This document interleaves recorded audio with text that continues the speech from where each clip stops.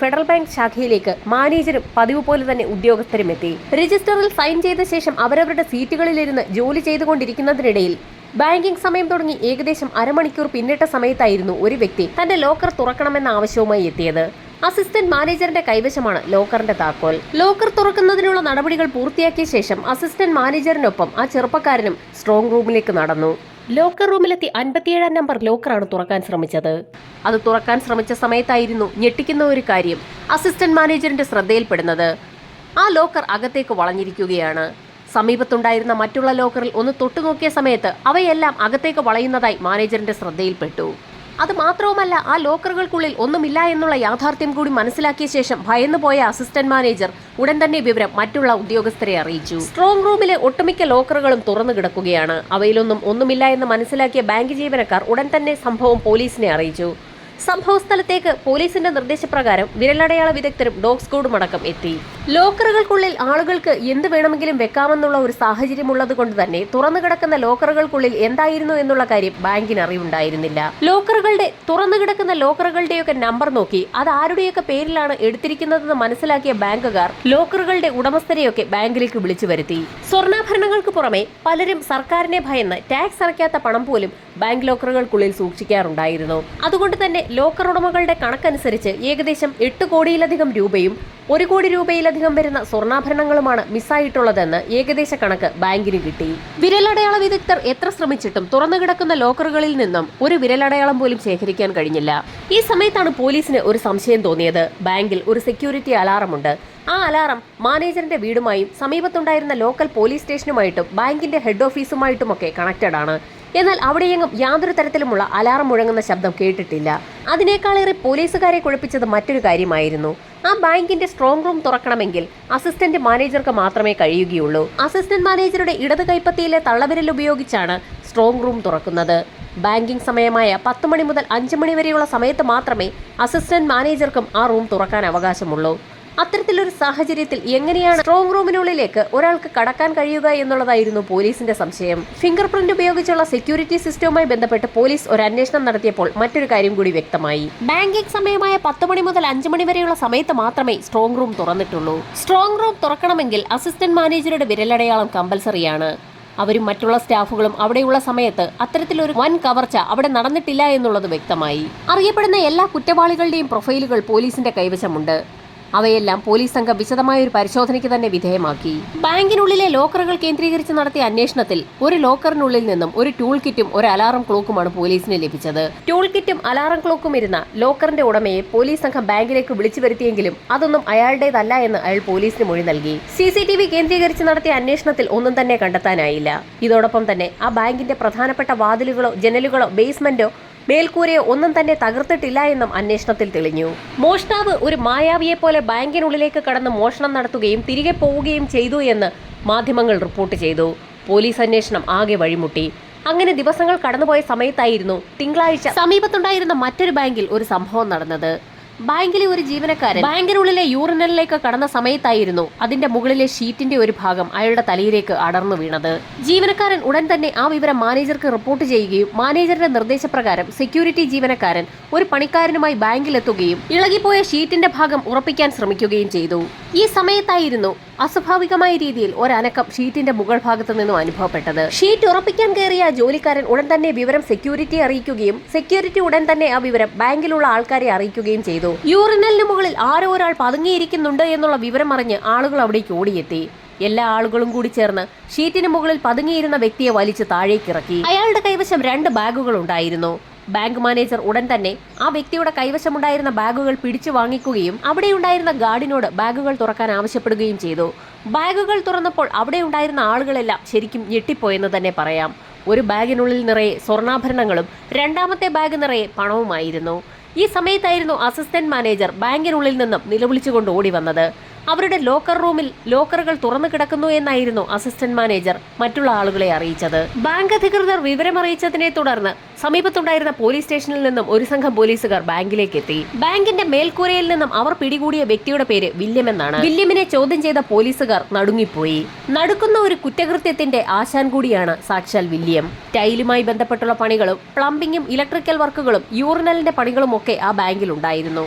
ബാങ്കിന്റെ മെയിന്റനൻസ് പണികൾ നടത്തുന്ന ജോലിക്കാർക്കിടയിലേക്ക് ഒരു ജോലിക്കാരന്റെ വേഷം കെട്ടിയായിരുന്നു വില്യംസ് കടന്നുകൂടിയത്. ബാങ്കിനെ കുറിച്ചും ബാങ്കിന്റെ പ്രവർത്തന രീതികളെക്കുറിച്ചും അവിടുത്തെ ഓരോ വ്യക്തികളുടെയും ജോലികളെക്കുറിച്ചും അവർ വരുന്നതും പോകുന്നതും തുടങ്ങിയ എല്ലാ കാര്യങ്ങളും വ്യക്തമായി തന്നെ മനസ്സിലാക്കിയ വില്യം ബാങ്കിന്റെ മെയിന്റനൻസ് വർക്ക് നടക്കുന്ന ദിവസം തന്നെ ബാങ്കിൽ കടന്നുകൂടുകയായിരുന്നു. ശനിയാഴ്ചത്തെ വർക്ക് കഴിഞ്ഞ് ജോലിക്കാരൊക്കെ പുറത്തുപോയ സമയത്ത് വില്യംസ് മാത്രം ബാങ്കിനുള്ളിൽ ഒളിച്ചിരുന്നു. ശനിയാഴ്ചയും ഞായറാഴ്ചയും അയാൾ ബാങ്കിനുള്ളിൽ തന്നെ കഴിയുകയായിരുന്നു. തന്റെ ബാഗിനുള്ളിൽ കൊള്ളാവുന്നത്ര പണവും സ്വർണവും ഒക്കെ ലോക്കർ തകർത്ത് അതിനുള്ളിൽ നിന്ന് കരസ്ഥമാക്കിയ വില്യംസ് യൂറിനലിന്റെ ഭാഗത്തെത്തി അവിടുത്തെ ഷീറ്റ് ഇളക്കി അതിന്റെ മുകളിൽ ഒരു ഭാഗത്ത് ഒളിച്ചിരിക്കുകയായിരുന്നു. മെയിന്റനൻസ് പണികൾ പൂർത്തിയാക്കാൻ തിങ്കളാഴ്ച പണിക്കാർ വരുന്ന സമയത്ത് ബാങ്കിനുള്ളിൽ നിന്നും ആരും അറിയാതെ പുറത്തു കടക്കാനായിരുന്നു അയാളുടെ ലക്ഷ്യം. എന്നാൽ അയാളുടെ കഷ്ടകാലത്തിന് അന്ന് പതിവ് തെറ്റിച്ചുകൊണ്ട് ഒരു ജീവനക്കാരൻ യൂറിനലിലേക്ക് കടന്നു വരികയും അയാൾ അകത്തേക്ക് പ്രവേശിച്ച സമയത്ത് വില്യംസ് ഇളക്കി വെച്ചിരുന്ന ഷീറ്റിന്റെ ഒരു ഭാഗം അയാളുടെ തലയിലേക്ക് ഇളകി വീഴുകയുമായിരുന്നു. ലോക്കർ തകർത്തിട്ടും എന്തുകൊണ്ടാകാം സെക്യൂരിറ്റി അലാറം ശബ്ദിക്കാതിരുന്നതെന്ന് പോലീസിന് തോന്നി. ഈ സമയത്തായിരുന്നു ബാങ്കിനുള്ളിലെ ഒരു ജീവനക്കാരൻ ഒരു കാര്യം റിപ്പോർട്ട് ചെയ്യുന്നത്. അലാറം കട്ട് ചെയ്തിരിക്കുകയാണ്. വില്യംസിനെ ചോദ്യം ചെയ്തപ്പോൾ അതിനുള്ള ഉത്തരവും പോലീസിന് ലഭിച്ചു. വെള്ളിയാഴ്ച പണിക്കാർക്കൊപ്പം അകത്ത് കടന്ന വില്യംസ് ഇലക്ട്രിക്കൽ വർക്കുകൾ നടക്കുന്നതിനിടയിൽ അലാറം കട്ട് ചെയ്യുകയായിരുന്നു. അസിസ്റ്റന്റ് മാനേജറുടെ വിരലടയാളം പതിക്കാതെ എങ്ങനെയാണ് ലോക്കർ റൂം തുറന്നതെന്നായിരുന്നു പോലീസിന്റെ അടുത്ത സംശയം. അതിനുമുള്ള വ്യക്തമായ ഉത്തരം വില്യം തന്നെ പറഞ്ഞു.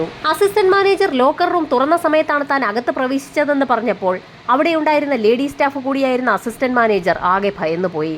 കാരണം അവരുടെ നിർദ്ദേശപ്രകാരം വലിയൊരു കളവ് നടന്നു എന്ന രീതിയിലായിരുന്നു അയാൾ മറുപടി പറഞ്ഞത്. തനിക്കൊന്നും അറിഞ്ഞുകൂടാ എന്ന് അസിസ്റ്റന്റ് മാനേജർ കൂടിയായ ലേഡി സ്റ്റാഫ് ബഹളം വെച്ച സമയത്ത് വില്യംസിനെ വീണ്ടും പോലീസ് സംഘം വിശദമായി ചോദ്യം ചെയ്തു. വെള്ളിയാഴ്ച ബാങ്കിലേക്ക് പല ആളുകളും ലോക്കർ തുറക്കണമെന്ന ആവശ്യവുമായി എത്തിയിരുന്നു. അക്കൂട്ടത്തിൽ വില്യമിന്റെ സഹോദരനായ വിൻസെന്റ് എന്ന വ്യക്തി കൂടി ഉണ്ടായിരുന്നു.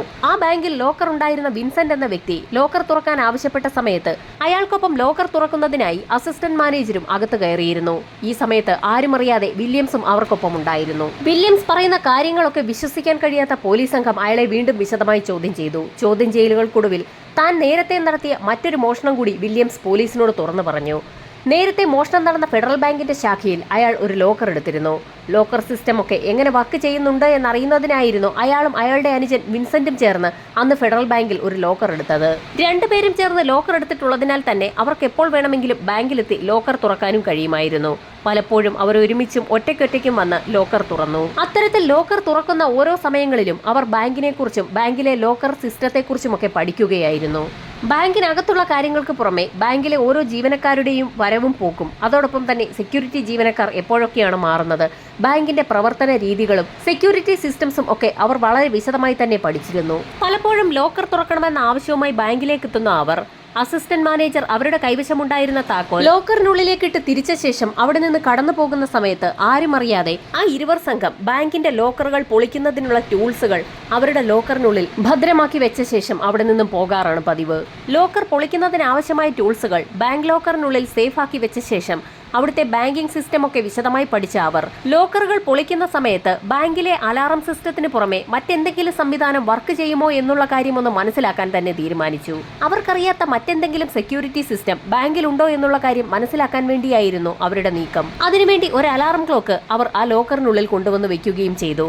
ബാങ്കിൽ പണി നടക്കുന്ന സമയത്ത് അതൊന്ന് പരീക്ഷിക്കാൻ തന്നെയാണ് അവർ തീരുമാനിച്ചത്.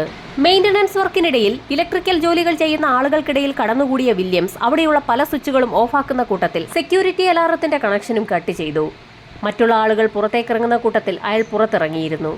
ബാങ്കിൽ തിരക്ക് പിടിച്ച ജോലികൾ നടക്കുന്നതിനിടയിൽ ആരും തന്നെ അയാളെ ശ്രദ്ധിച്ചതുമില്ല. പുറത്തേക്ക് പോയ വില്യംസ് ഏകദേശം 1 മണിക്കൂർ കഴിഞ്ഞപ്പോൾ അയാളുടെ ജോലിക്കാരൻ എന്ന നിലയിലുള്ള വേഷമൊക്കെ മാറ്റി സാധാരണ വേഷത്തിൽ ബാങ്കിലേക്ക് എത്തുകയും അയാളുടെ 36-ാം നമ്പർ ലോക്കർ തുറക്കണമെന്ന് അസിസ്റ്റന്റ് മാനേജറോട് ആവശ്യപ്പെടുകയും ചെയ്തു. കസ്റ്റമേഴ്സ് ആവശ്യപ്പെട്ടു കഴിഞ്ഞാൽ ലോക്കർ തുറന്നു കൊടുക്കേണ്ട ഉത്തരവാദിത്തം അസിസ്റ്റന്റ് മാനേജർക്കുണ്ട്. അതുകൊണ്ട് തന്നെ ഒരു കസ്റ്റമർ എന്ന നിലയിൽ ലോക്കർ തുറക്കാനുള്ള നടപടികൾ പൂർത്തിയാക്കിയ ശേഷം വില്യംസുമായി അസിസ്റ്റന്റ് മാനേജർ ലോക്കർ റൂമിനുള്ളിലേക്ക് കടന്നു.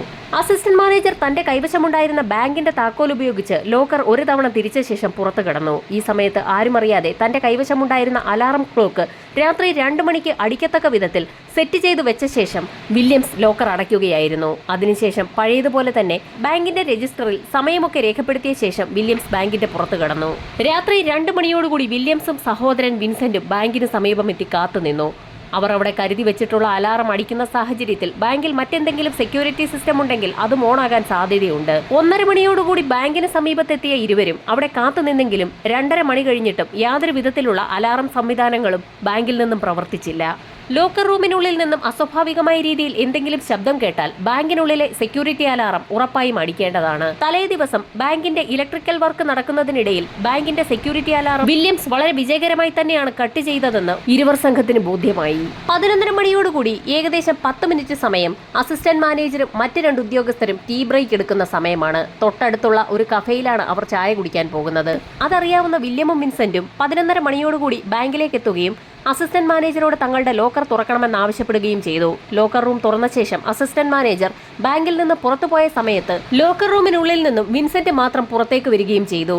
അയാൾ രജിസ്റ്ററിൽ ഒപ്പിട്ട ശേഷം ബാങ്കിന് പുറത്തേക്ക് പോയി. ബാങ്കിൽ നല്ല തിരക്കുള്ള സമയമായതിനാൽ തന്നെ 2 പേർ അകത്തേക്ക് പോയതിനു ശേഷം ഒരാൾ മാത്രം പുറത്തു വന്നത് മറ്റുള്ള ജോലിക്കാരോ ആരും തന്നെ ശ്രദ്ധിച്ചതുമില്ല. ലോക്കറിനുള്ളിൽ കടന്ന വില്യംസ് അവിടെ നേരത്തെ തന്നെ ഒരു ഒഴിഞ്ഞ ലോക്കറിന്റെ രൂപത്തിലുള്ള അലമാര കണ്ടുവച്ചിരുന്നു. അയാൾ അതിനുള്ളിൽ കയറി ഒളിച്ചിരിക്കുകയും ചെയ്തു. 5 മണിയോടുകൂടി ബാങ്കിംഗ് സമയം അവസാനിച്ച സമയത്ത് മാനേജർ ഉൾപ്പെടെ എല്ലാ ജോലിക്കാരും അവിടെ നിന്നും പോയി. എല്ലാ ആളുകളും ബാങ്കിൽ നിന്ന് പുറത്തുപോയി എന്ന് ഉറപ്പാക്കിയ വില്യംസ് പതുക്കെ അലമാരയിൽ നിന്ന് പുറത്തിറങ്ങി. അവന് കഴിക്കുന്നതിന് വേണ്ടിയുള്ള ഭക്ഷണമെല്ലാം നേരത്തെ തന്നെ അവർ ലോക്കറിൽ കൊണ്ടുവച്ചിട്ടുമുണ്ടായിരുന്നു. അവന്റെ കൈവശമുണ്ടായിരുന്ന ചില ടൂളുകൾ ഉപയോഗിച്ച് അവരുടെ 36-ാം നമ്പർ ലോക്കർ അവൻ കുത്തി തുറന്നു. അതിലുണ്ടായിരുന്ന ബാക്കി ടൂളുകളൊക്കെ പുറത്തെടുത്ത ശേഷം ഓരോ ലോക്കറുകളായി വില്യംസ് പൊളിച്ചു തുടങ്ങി. ലോക്കറിനുള്ളിൽ നിന്ന് ലഭിച്ച സ്വർണവും പണവും ഒക്കെ 2 ബാഗുകളിലാക്കി അടുക്കി വെച്ചു. അതിനുശേഷം അതിലൊരു ലോക്കർ തുറന്ന് അതിലേക്ക് തന്റെ ടൂൾ കിറ്റും മറ്റൊരു ലോക്കർ തുറന്ന് അതിലേക്ക് തന്റെ കൈവശമുണ്ടായിരുന്ന അലാറം ക്ലോക്കും വെച്ച് ലോക്കർ അടച്ചു. ഒരു കാരണവശാലും അന്വേഷണം തന്നിലേക്ക് എത്തരുതെന്നുള്ള നിർബന്ധം കൂടി വില്യംസിനുണ്ടായിരുന്നു. ഈ സമയത്ത് ബാങ്കിന്റെ സെക്യൂരിറ്റി ജീവനക്കാർ അകത്ത് നടക്കുന്ന സംഭവങ്ങളൊന്നും അറിയാതെ പുറത്ത് കാവൽ നിൽക്കുന്നുണ്ടായിരുന്നു. തിങ്കളാഴ്ച രാവിലെ ബാങ്ക് മാനേജർ ഉൾപ്പെടെ എത്തി ബാങ്ക് തുറന്ന സമയത്ത് ബാങ്കിന്റെ ലോക്കറിനുള്ളിൽ ഒളിച്ചിരിക്കുകയായിരുന്ന വില്യംസ് പുറത്തു നടക്കുന്ന കാര്യങ്ങളൊക്കെ ശ്രദ്ധിക്കാൻ തുടങ്ങി. അസിസ്റ്റന്റ് മാനേജർ പതിവ് പോലെ തന്നെ 10 മണിയോടുകൂടി സ്ട്രോങ് റൂം തുറന്നിട്ടു. ബാങ്കിനുള്ളിലേക്ക് കസ്റ്റമേഴ്സ് വരികയും പോവുകയും ഒക്കെ ചെയ്തു. ഈ സമയത്തായിരുന്നു മെയിന്റനൻസ് ജോലിക്കുള്ള ജോലിക്കാരൊക്കെ തങ്ങളുടെ പണി പൂർത്തീകരിക്കുന്നതിന് വേണ്ടി ബാങ്കിനുള്ളിലേക്ക് എത്തിയതും ഇലക്ട്രിക്കൽ വർക്കും മറ്റ് പ്ലംബിംഗ് വർക്കും ഒക്കെ ആരംഭിച്ചതും. ഈ സമയത്ത് ജോലിക്കാരുടെ വേഷത്തിൽ സ്ട്രോങ് റൂമിനുള്ളിൽ ഒളിച്ചിരിക്കുകയായിരുന്ന വില്യംസ് പുറത്തേക്കിറങ്ങി. അയാളുടെ കൈവശം പണിക്കുള്ള ടൂൾസ് വെക്കുന്ന 2 ബാഗുകളും ഉണ്ടായിരുന്നു. യഥാർത്ഥത്തിൽ ബാഗിനുള്ളിൽ സ്വർണവും പണവുമാണെന്ന് ബാങ്കിലുള്ള ആരും തന്നെ തിരിച്ചറിഞ്ഞതുമില്ല. ആളുകൾ പുറത്തേക്കും അകത്തേക്കും പോകുന്നതിനിടയിൽ വളരെ കൂളായി തന്നെ വില്യംസും ബാഗുമായി പുറത്തേക്കിറങ്ങി. അയാളെ ആരും ശ്രദ്ധിച്ചതുമില്ല. അതിനുശേഷമായിരുന്നു ഒരു വ്യക്തി തന്റെ ലോക്കർ തുറക്കണമെന്നാവശ്യപ്പെട്ടുകൊണ്ട് ബാങ്കിനെ സമീപിച്ചതും അസിസ്റ്റന്റ് മാനേജർ ലോക്കർ റൂമിനുള്ളിലേക്ക് കടന്ന സമയത്ത് താക്കോലിട്ട് തിരിച്ചപ്പോൾ ലോക്കർ അകത്തേക്ക് വളഞ്ഞിരിക്കുന്നത് ശ്രദ്ധയിൽപ്പെടുന്നതും മോഷണ വിവരം മറ്റുള്ള ആളുകൾ അറിഞ്ഞതും. രണ്ടാമത് നടത്തിയ ബാങ്ക് മോഷണത്തിനിടയിൽ യൂറിനലിന്റെ ഷീറ്റിളക്കി രക്ഷപ്പെടാൻ ശ്രമിക്കുന്നതിനിടയിൽ വില്യംസ് പോലീസ് പിടിയിലാവുകയായിരുന്നു. അവിടെ വെച്ചാണ് ആദ്യത്തെ ബാങ്ക് മോഷണത്തെക്കുറിച്ചുള്ള ഞെട്ടിച്ച കഥ പോലീസ് സംഘത്തോട് വില്യംസ് തുറന്നു പറഞ്ഞതും. പോലീസ് സംഘം ഉടൻ തന്നെ വില്യംസിന്റെയും അനുജൻ വിൻസെന്റിന്റെയും അറസ്റ്റ് രേഖപ്പെടുത്തുകയും ആദ്യം മോഷണം നടത്തിയ ബാങ്കിലേക്ക് തെളിവെടുപ്പിനായി കൊണ്ടുപോവുകയും ചെയ്തു.